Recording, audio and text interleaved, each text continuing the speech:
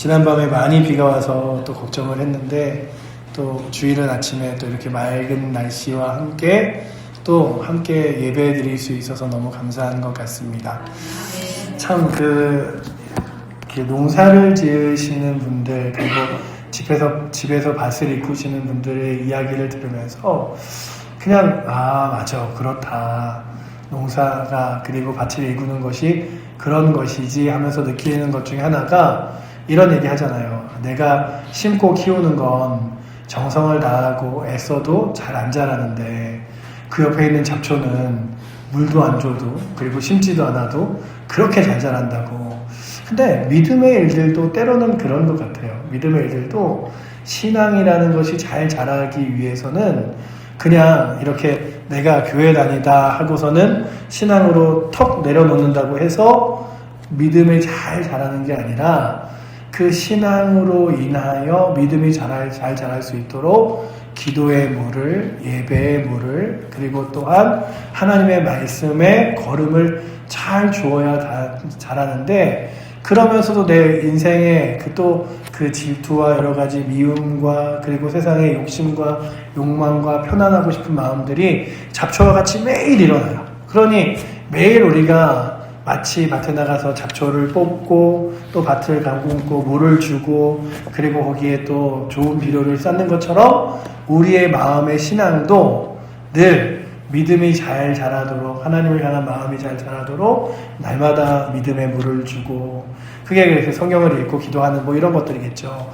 믿음의 물을 주고 내 주변에 싹이 나는 잡초들을 잘 뽑아주고 그리고 또한 그 안에 예배의 걸음이 잘 이렇게 자양분이 돼서 자랄 수 있도록 세워주는 것이 필요하다고 생각합니다.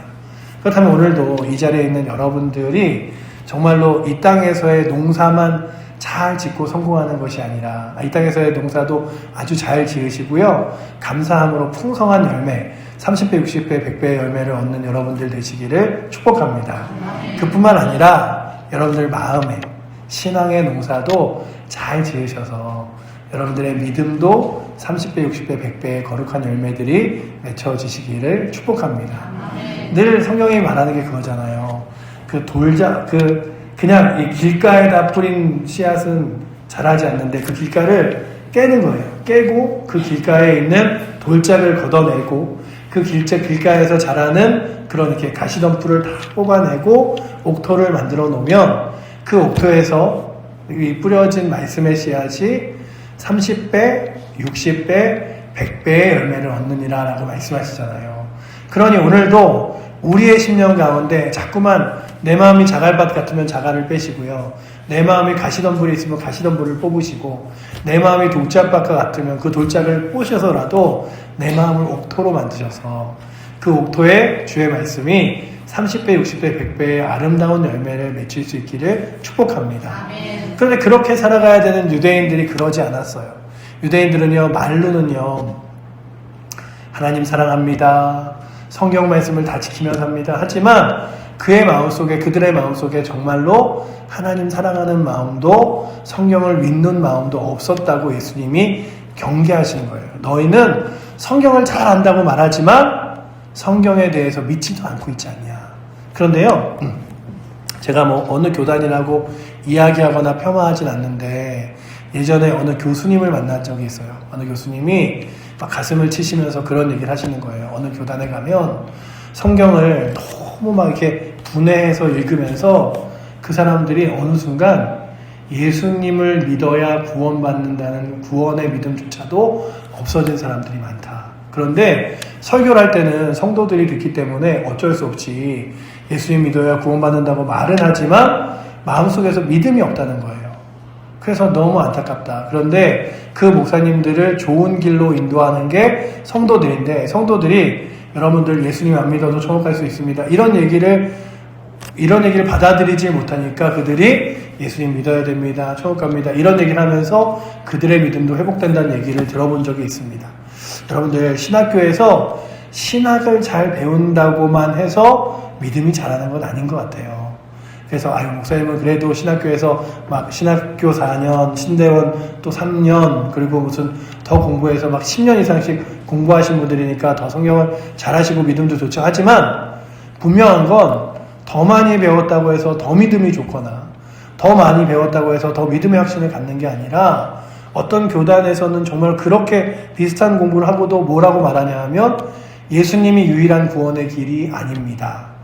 예수님이 아니라 부처님을 믿어도 예수님이 아니라 그냥 내가 양심껏 살아도 구원받을 수 있습니다. 이렇게 말하는 데도 있어요. 그러니 그들이 하나님의 말씀을 온전히 알지 못했던 거죠. 그런데 예수님의 오늘 안타까움이 뭐냐 하면 유대인들아 너희가 성경을 잘한다고 자랑하지만 사실은 하나님의 말씀에 대하여 믿음이 없지 않느냐 라고 경계하시는 장면이라면 오늘도 이 자리에 앉아있는 여러분들은 하나님 말씀을 받아들일 때 어떤 마음으로 받아들이시는가를 돌아보시고 하나님 말씀에 정말로 여러분들이 우리 그 칠보제일교회가 늘 잘하시는 것 중에 하나가 아멘 잘하시잖아요. 그 아멘이라고 고백하는 그 믿음처럼 하나님 말씀에 날마다 아멘으로 고백하며 살아가실 수 있기를 축복합니다. 아멘. 성경은 어떤 성도가 이런 질문을 합니다. 저는요 성경을 참 오랫동안 읽어왔는데 이상하게도 제 마음에 하나님 가까이 계시다는 느낌이 잘 들지 않습니다. 하나님을 사랑하는 게 뭔지 때로는 막 성경을 읽어도 헷갈리는 것 같아요. 그 말을 들으면서 그냥 많은 생각을 그 글을 읽으면 많은 생각이 들었습니다. 우리도 그렇지 않은가? 라고 하는 거죠. 우리는 오랜 신앙생활을 했지만 때때로 신앙이 습관처럼 되고 그리고 하나님을 사랑한다는 말도 너무나 익숙해져서 진짜 그 사랑이 뭔지 잊어버릴 때가 있습니다. 오늘 말씀은 예수님이 유대인에게 하신 매우 도전적인 말씀입니다. 특히 39절에 보시면 너희가 성경에서 영생을 얻은 줄 생각하고 성경을 연구하거니와 이 성경을 곧 내게 대하여 증언하는 것이니라. 성경을 읽으면 영생을 얻겠지, 성경의 비밀을 깨달으면 영생이 어디인지 알겠지. 하지만 성경의 비밀은 뭐냐 하면 예수 그리스도예요.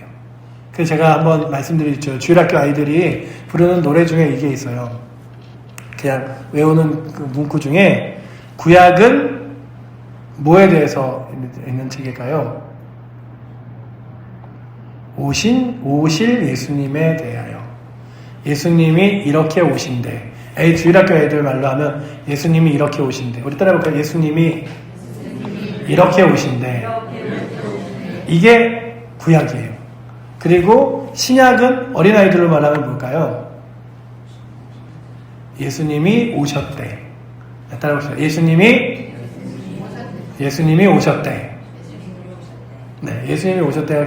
그래서 우리가 어른들의 말로 하면 오실 예수, 오신 예수라 그러잖아요. 그래서 구약은 예수님이 오실 것에 대한 이야기를 하고 있고 그 예수님이 이 땅 가운데 오셨음을 선포하는 게 신약입니다. 그런데 성경을 읽으면서 오시는 예수님과 오실 예수님이 아니라 어떻게 하면 영원한 생명을 얻는가, 이 안에 있는 율법을 다 지키면 얻는가, 이런 것들을 생각했던 사람들이 유대인들이에요. 그래서 유대인들에게 그러는 거죠. 너희가 성경에서 영생을 얻는 줄 생각하지만 성경을 연구해보면 나에 대하여 증언하는 것이 성경이다. 예수님은 분명히 말씀하십니다. 성경을 많이 안다고 해서, 규칙을 잘 지킨다고 해서 진짜 하나님을 사랑하는 것이 아니라는 것. 도리어 우리 예수님을 만나지 못한다면 그 모든 신앙의 열심이 공허해질 수 있다는 사실을 말씀해주고 있습니다. 그렇다면 오늘 말씀을 통해 이런 질문을 스스로 해보시면 좋겠어요. 나는 정말 하나님을 사랑하는가? 하나님을 사랑한다는 것은 도대체 무엇인가? 함께 돌아보고 다시 사랑을 회복하는 시간이 되시기를 축복합니다. 성경을 읽는 목적은요, 예수님을 만나는 것입니다. 우리가 왜 성경을 읽습니까? 예수님 당시 유대인들은 율법을 정말 철저하게 연구하고 성경 많이 외웠습니다. 그런데 예수님은 그들에게 이렇게 말씀하셨어요. 아까 우리가 읽은 말씀 9절, 너희가 성경에서 영생을 얻는 줄로 생각하고 성경을 연구하거니와 이 성경이 곧 내게 대하여 증언하는 것이니라. 여기서 중요한 사실이 하나 있습니다. 성경은 예수님에 대하여 증언하는 것인데 성경을 읽는 이유는 예수님을 만나기 위해서라는 사실입니다. 그래서 성경을 읽으며 성경 안에서 살아 역사하시고 이 온 우주와 온 세상을 창조하시고 또한 우리를 위하여 이 땅 가운데 성육신하여 오신 예수 그리스도를 만나는 은혜가 우리 가운데 있기를 축원합니다. 교회에서도 성경 읽기 하는 이유가 그거예요. 성경 읽어라. 이게 여러분들 보고 뭐 책을 읽읍시다. 막 우리가 독서하는 기독교인이 되어야 됩니다. 이게 아니라 말씀을 읽으며 말씀 가운데 예수님을 만나세요. 날마다 그 예수님과 동행하세요. 그렇다면 여러분들 성경이요. 나는 이제 성경 일독 다 했으니 이제 됐어. 이게 아니라 꾸준히 천천히 날마다 말씀을 읽어내려 가시며 그 말씀 가운데 살아계신 예수 그리스도를 그리고 살아 역사하시는 그리스도를 만나는 은혜가 있기를 축복합니다. 그래서 나는 8월까지 다 못 읽을 것 같아. 그러니 포기야. 이러지 마시고 나는 뭐 시도도 안 했으니 이제 뭐 지금 해봤자 이러지 마시고 꾸준히 읽는 거예요. 제가 말씀드렸잖아요. 성경을 하루에 3장, 주일에 5장을 읽으면 1년에 1독을 합니다. 1독을 합니다. 그래서 대부분의 많은 사람들이 그런 도전을 해요. 올해는 성경을 1독하리라 도전합니다. 그런데 조금 읽다 보면 어느 순간 지쳐서 포기해요. 그런데 그렇게 3년이 가고 4년이 가도 못 읽는 거예요. 그러면 우리가 생각하기에 평소에 1장 그리고 주일날 2장 정도 읽는다. 그러면 몇 년이면 성경 읽을까요?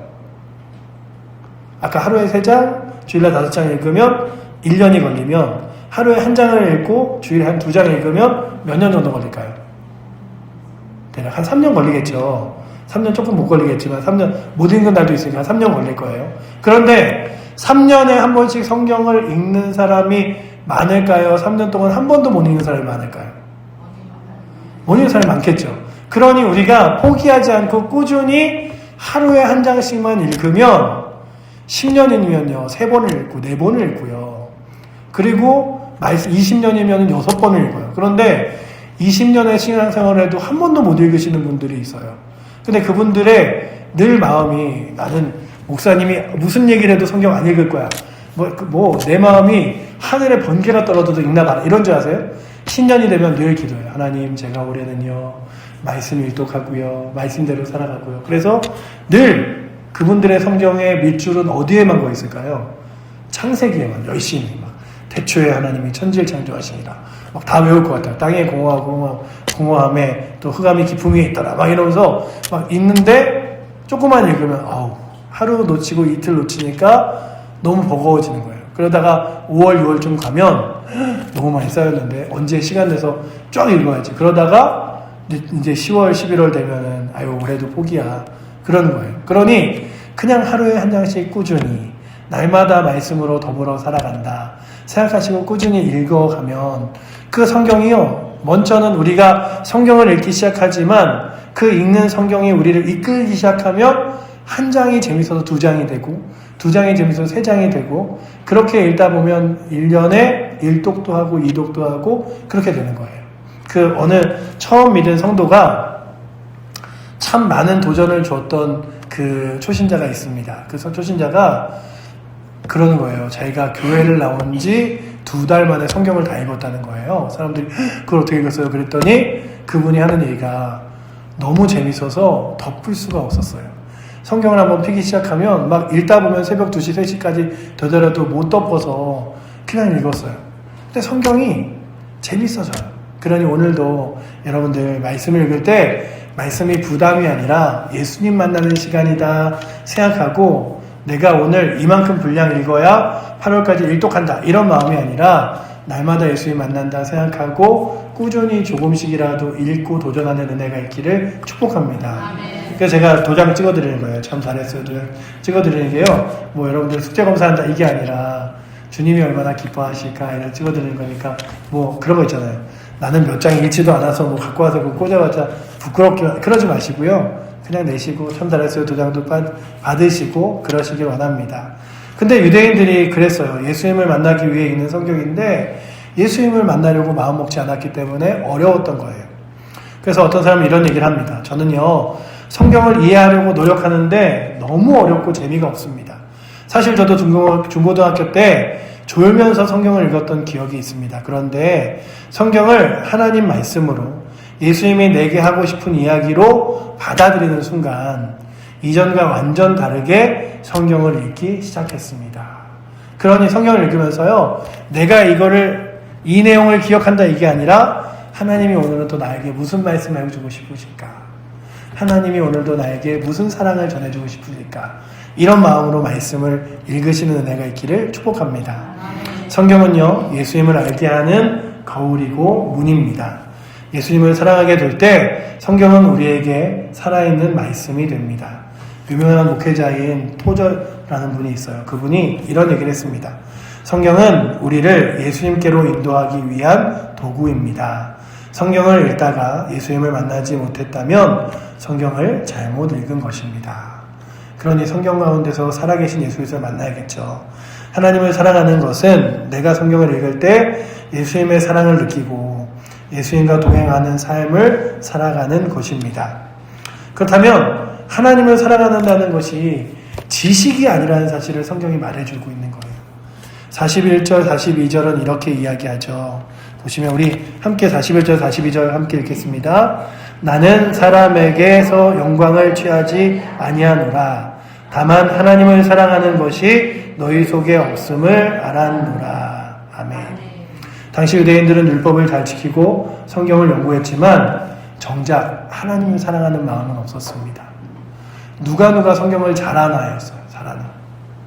우리가 신앙생활하면서 정말 조심해야 될 것이 하나 있습니다. 종교적인 행위는 많은데 정작 하나님과의 관계는 멀어지는 경우들이 있습니다.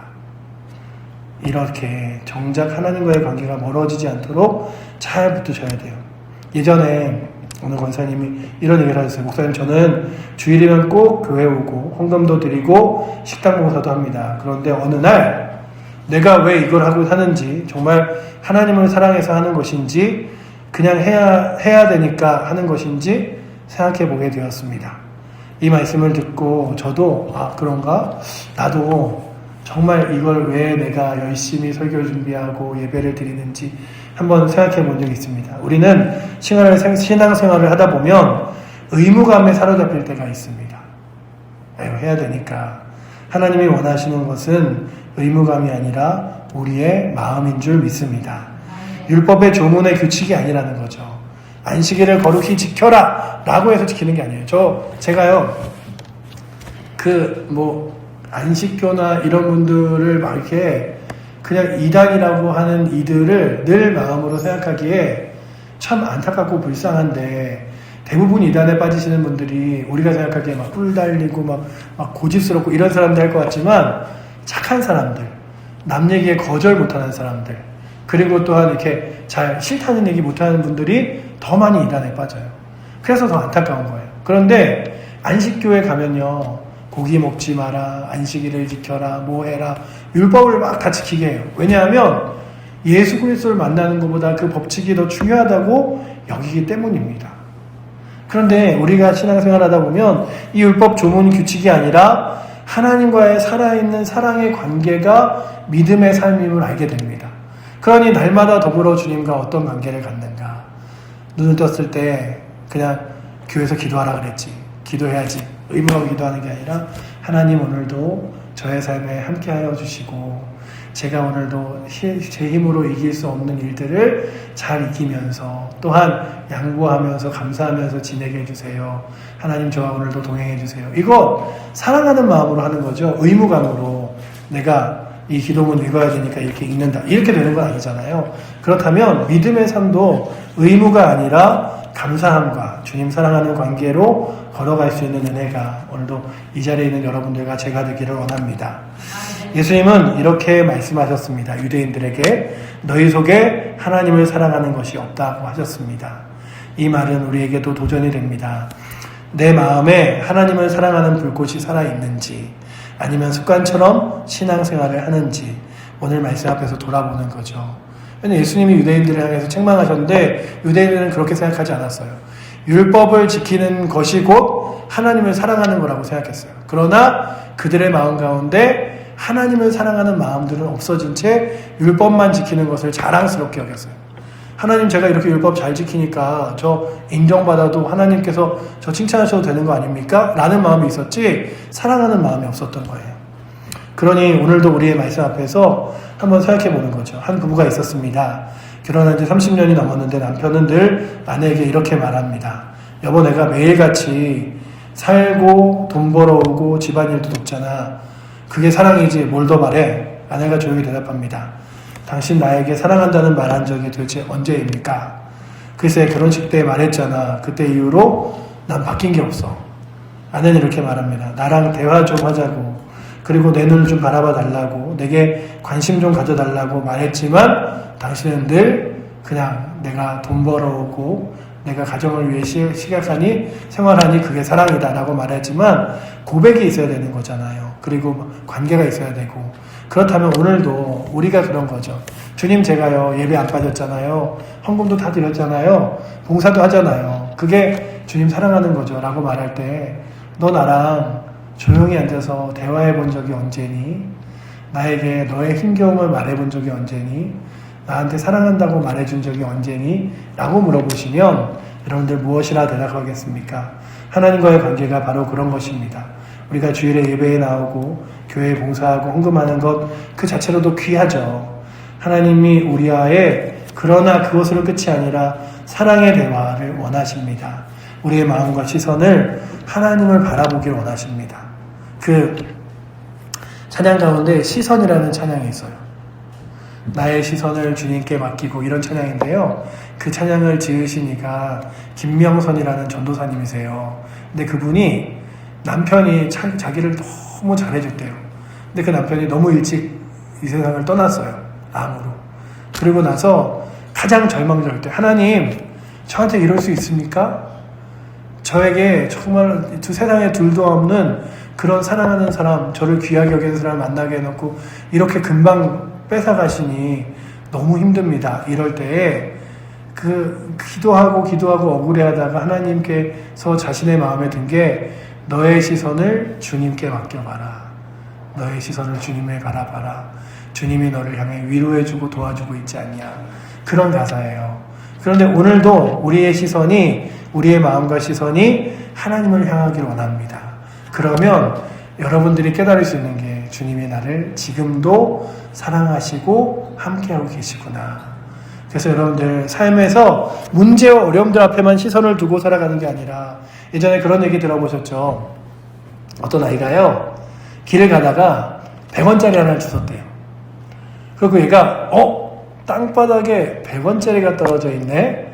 그러면 나는 날마다 바닥을 보면서 다녀야지. 그래갖고 땅바닥만 맨날 보고 다닌 거예요. 그러다가 그 아이가 어느 날은 500원짜리도 주웠어요. 어느 날은 1000원짜리도 주웠습니다. 이거 땅바닥을 보고 사니 참 여러 가지로 좋은 점이 많구나. 그런데 그 아이가 오랫동안 바닥을 보면서 놓친 게 있습니다. 뭘 놓쳤을까요? 하늘을 보지 못한 거예요. 여러분들이 그냥 여러분들의 시선이 땅에 사로잡혀 있으면 그것으로도 조그마한 유익과 만족을 얻을 수 있을지 몰라요. 하지만 하나님께서 여러분들과 함께 하시고 힘이 되시고 위로가 되시고 도움이 되시는 손길을 바라보지 못하고 있을 수도 있습니다.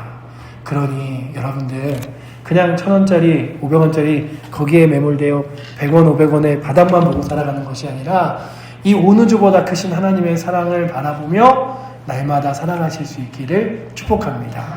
그래서 전 날마다 삶이 너무 힘들어요. 하지만 그 힘든 삶 가운데서도 한순간 한순간 하늘을 바라보며 하나님의 도우심과 인도하심이 나의 삶에 있음을 만나며 살아가실 수 있기를 축복합니다. 그래서 43절에 이렇게 이야기하죠. 나는 내 아버지의 이름으로 왔음에 너희가 영접하지 아니하나 만일 다른 사람이 자기 이름으로 오면 영접하리라. 예수님을 영접하는 것이 바로 하나님을 사랑하는 길입니다. 단순히 예수님을 믿는다고 말하는 것이 아니라 예수님을 내 삶의 주인으로 모시는 것이죠.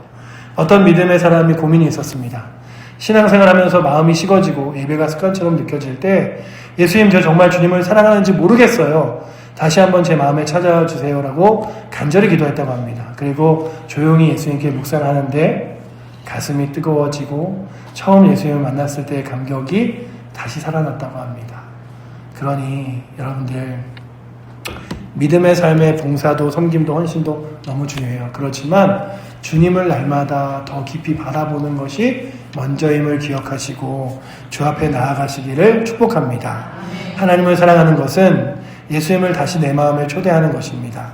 예수님의 사랑을 날마다 새롭게 기억하는 것. 그래서 어제 내가 만난 예수님, 옛날에 내가 만난 예수님이 아니라 오늘 내가 만난 예수님, 오늘 나와 함께 하시는 예수님.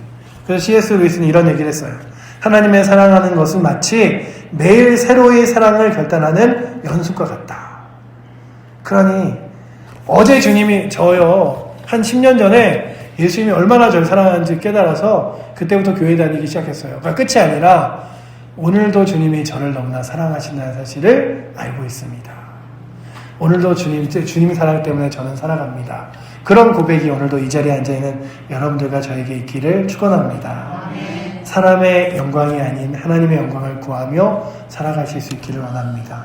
44절 말씀 우리 한번 같이 읽어보도록 하겠습니다. 너희가 서로 영광을 취하고 유일하신 하나님께로부터 오는 영광을 구하지 아니하니 어찌 나를 믿을 수 있느냐 라고 말씀하셨습니다. 우리의 신앙이 흔들릴 때 대부분은 사람의 시선 때문입니다. 내가 남들에게 어떻게 보일지, 내가 교회에서 어떤 대접을 받을지. 그래서 그런 거예요.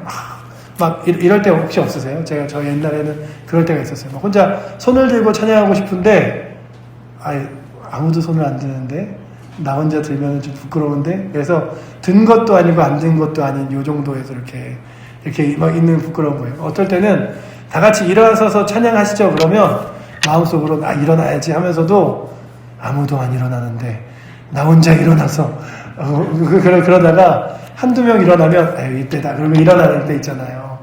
우리가 때로는 대부분 교회를 오면서도 남의 시선에 어떻게 보일지, 교회에서 어떤 대접을 받을지 생각하며 이런 마음이 하나님을 사랑하는 마음보다 커질 때가 있습니다. 그럴 때 우리의 신앙이 메말라가요. 내가 이거 하면 또 누군가가 이렇게 또 뭐라 그러겠지, 쳐다보겠지, 이런 마음이 아니라 주님 사랑하는 마음으로 여러분들의 신앙을, 믿음을, 예배를 주 앞에 드리며 고백하시기를 축복합니다. 그래서 여러분들 찬양하고 싶을 때 아무도 박수 안 치면 어때요? 내가 감사해요 박수 치면 박수 치고요. 찬양할 때 아무도 손 안 들면 어때요? 내가 손 들고 찬양해요. 제가 예전에 저희 칠보제일교회 사진을 쳤는데 한 10년도 넘은 사진 같아요. 인터넷에서 찾았어요. 근데 여기에 이제 성도님들이 다 두 손을 들고 이렇게 찬양을 하시는 사진이더라고요. 그래서 와, 다들 열심히 손 들고 찬양하시네. 그랬는데 우리가 찬양할 때, 주를 높일 때 누군가 내가 1번으로 들면 좀 그렇지, 누가 1번으로 들면 나도 들어야지 이러지 마시고, 내가 찬양할 때 하나님께 영광 돌리고 싶으면 손 드시고, 또한 박수 치고 싶을 때 박수 치면 박수 치시면서 그렇게 주 앞에 남이 아니라 주를 바라보며 믿음의 삶을, 예배의 삶을 살아가시기를 축복합니다. 그게 중요하죠. 어느 시골 마을에 평생을 봉사하시는 권사님의 이런 이야기가 있었습니다. 이 권사님은 교회에서 아무도 알아주지 않는 청소, 뒷정리를 평생 해오셨습니다. 남들은 모르지만 하나님은 그 마음을 아셨겠죠. 권사님은 이렇게 이야기하셨어요. 나는 사람의 칭찬이 아니라 하나님이 미소를 지으시면 그것으로 충분합니다. 여러분들 분명 아쉬울 때도 있죠. 누군가가 알아주지 못해서, 누군가가 뭐 이렇게 참 이쁘다, 괜찮다 말해주지 못해서 아쉬울 때도 있죠. 그럴 때 내 하나님이 미소 짓고 계시겠지, 잘했다 칭찬하시지, 그러면 또한 힘을 얻으시기를 바랍니다. 진짜 신앙은 사람에게 보이려고 하는 것이 아니라 하나님께 보이려고 하는 신앙입니다. 그런 사랑을 하나님은 기뻐하십니다. 또한 오늘 마지막 절에 이렇게 기록하죠. 모세를 믿는다면 나를 믿었을 것이다 라고 45절부터 47절은 이야기합니다. 유대인들은 모세를 통해 율법을 받았다고 자랑했습니다. 그러나 율법의 본질, 성경의 목적인 예수님께로 인도하는 것은 그들이 기억하거나 깨닫지 못했죠. 오늘도 우리도 신앙생활의 모든 중심이 예수님, 곧 하나님 사랑해야 한다는 사실을 기억해야 합니다. 성경은 예수님을 드러내고 예수님은 하나님의 사랑을 가장 분명하게 보여줍니다. 우리 한번 따라해볼까요? 성경은 예수님을 드러내고 예수님은 하나님의 사랑을 가장 분명하게 보여준다. 그렇죠. 성경을 읽으면 예수님이 보이고요. 예수님을 보면 하나님 사랑이 깨달아지는 거예요. 그러니 그 하나님 사랑으로 예수님을 닮아가고 예수님과 동행하는 삶이 바로 하나님을 사랑하는 삶인 줄 믿습니다. 사랑하는 성도 여러분, 오늘 말씀을 정리하면 성경은 예수님을 알게 하려는 책입니다. 성경을 읽을 때 예수님의 사랑을 느끼시기를 축복합니다. 하나님을 사랑하는 것은 지식이나 의무가 아니라 관계입니다. 그냥 하나님을 잘 안다고 해서 사랑하는 게 아니에요. 관계예요. 그 하나님과 마음으로 대화하고 사랑을 고백하는 신앙을 회복하시기를 축복합니다. 예수님을 영접하는 것이 하나님을 사랑하는 삶의 시작입니다. 내 마음에 다시 예수님을 모시고 매일 새롭게 결단하시는 은혜가 있기를 축복합니다. 로마서가요, 구원받은 로마인에게 썼지만, 로마의 시민들에게 썼지만 바울이 원하는 게 있었어요. 다시금 날마다 예수 그리스도를 만나길 원한다라는 것이었어요. 그렇다면 오늘도 우리가 날마다 예수 그리스도를 새롭게 만나 사람의 영광이 아닌 하나님의 영광을 구하며 나아가시기를 축복합니다. 보이지 않아도 하나님을 위해 하나님께 보이려고 살아가는 삶. 성경 전체의 목적은 예수님 곧 하나님의 사랑입니다. 예수님 안에 하나님의 사랑이 완전하게 드러났음을 믿고 따라갈 길을 축복합니다. 마치 찬송가의 고백처럼 내 주를 가까이 하게 함은 십자가 짐 같은 고생이나 내 희생 소원은 늘 찬송하면서 주께 더 나아가기 원합니다. 고백하는 것처럼 주님 날마다 주님과 동행하겠습니다. 고백하며 믿음의 길을 걸어갈 수 있는 은혜가 있기를 축복합니다. 기도하겠습니다. 사랑의 하나님 감사합니다. 우리가 의무적으로 교회를 나오고 또한 그 안에서 그냥 의무적으로 신앙생활을 하는 것이 아니라 교회를 나오는 것도 귀하고 신앙의 삶도 귀하지만 그 안에서 예수님과의 더 깊은 관계를 누리며 살아갈 수 있는 은혜가 있기 원합니다. 아버지 하나님, 우리의 마음에 먼저 예수님 사랑하는 마음, 하나님께서 우리를 귀하시게 여기시는 그 은혜들을 날마다 누리는 마음 주셔서 그 은혜와 기쁨으로 하나님과의 관계로 신앙의 삶을 살아갈 수 있도록 주여 인도하여 주시옵소서. 우리는 연약하고 부족하지만 주께서 능력 주셔서 그 주님 사랑으로 날마다 충만하게 하시고 그 충만함으로 기뻐하며 주의 말씀을 누리며 살아갈 수 있도록 주님 복 내려 주시옵소서. 우리를 사랑하시는 살아계신 예수 그리스도 이름으로 기도드립니다. 아멘.